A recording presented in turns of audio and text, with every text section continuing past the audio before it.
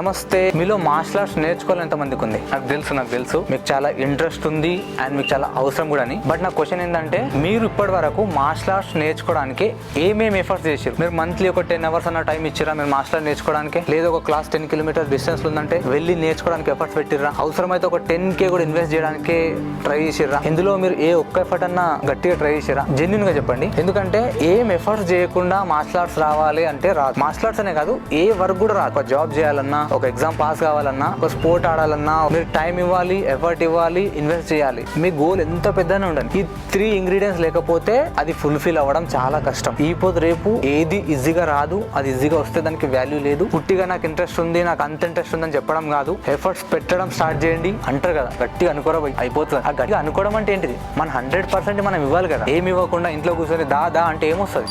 Hope you understand. మీకు ఈ video informative అనిపిస్తే లైక్ చేయండి, షేర్ చేయండి.